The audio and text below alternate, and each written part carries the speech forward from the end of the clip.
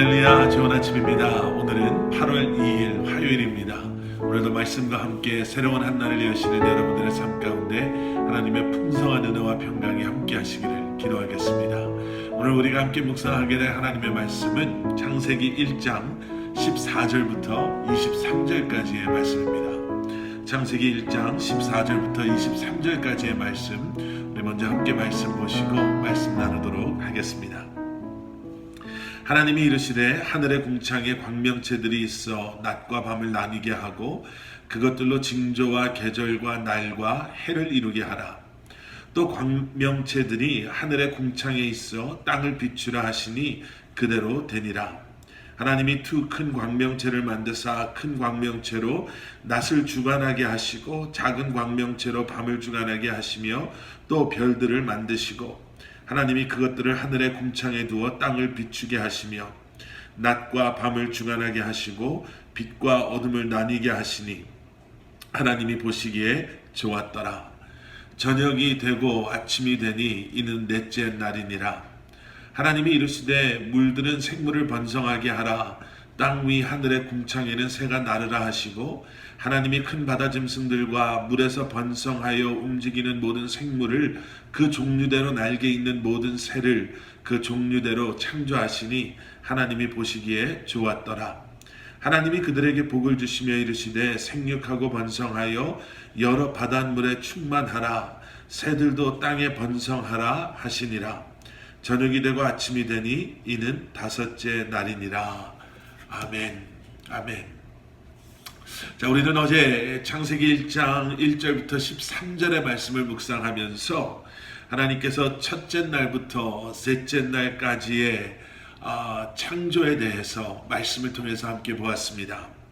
그리고 첫째 날부터 셋째 날까지의 창조는 마치 어떠한 프레임을 짜는 것처럼, 틀을 만드시는 것처럼 하나님께서 창조하셨습니다 라고 말씀드렸었죠. 어떻게 보면 이제 배경을 만든다라고 할 수도 있을 것 같습니다. 그리고 나서 이제 오늘 본문에서 시작되는 넷째 날, 다섯째 날, 그리고 내일 또 보게 되실 여섯째 날의 창조는 그 짜여진 틀 안에, 프레임 안에 하나님께서 내용물들을, 컨텐츠를 이렇게 집어넣는 만들어 놓으신 틀에 내용물들을 이렇게 채워 넣으시는 그러한 장면들을, 창조의 모습을 저희가 보게 되지요. 첫째 날에 창조하신 낮과 밤이라는 틀에 오늘 보시게 되는 넷째 날의 창조에서는 낮에는 해, 또 밤에는 달과 별을 창조하셔서 채워 넣으시지요.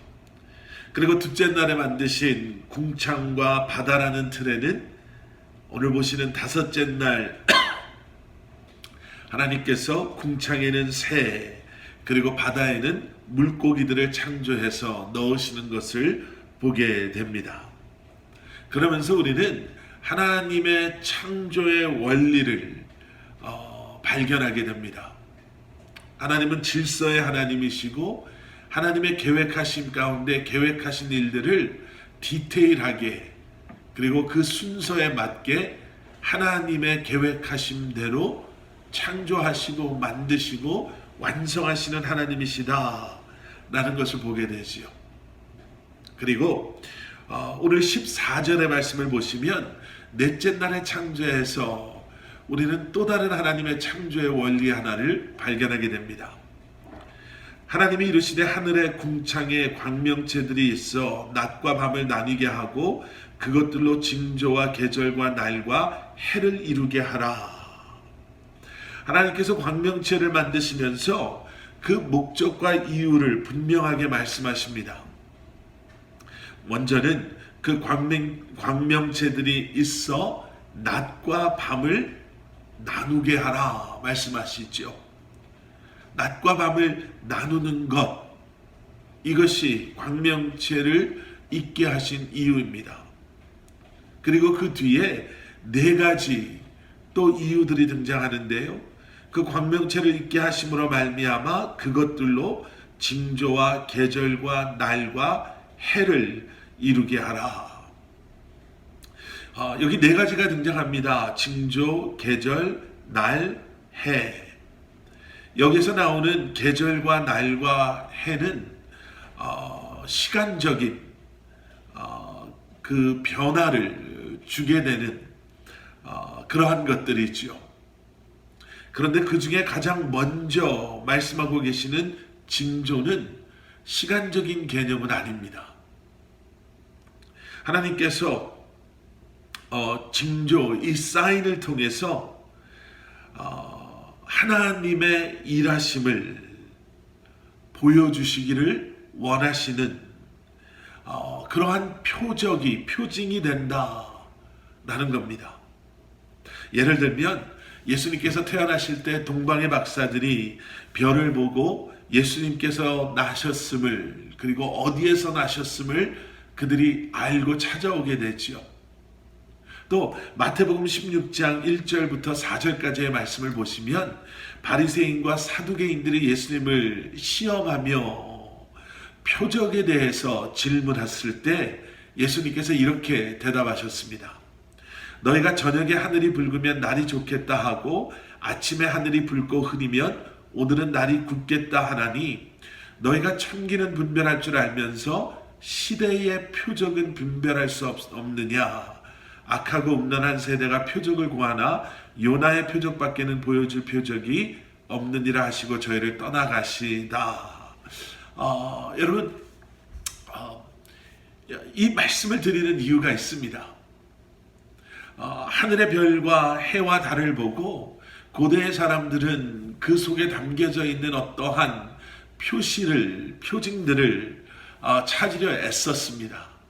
그렇게 하다 보니까 그들은 해와 달과 별들을 마치 신격화시킨 신처럼 대하며 해를 예배하고 별과 달을 예배하는 그러한 모습까지도 보여주었었죠.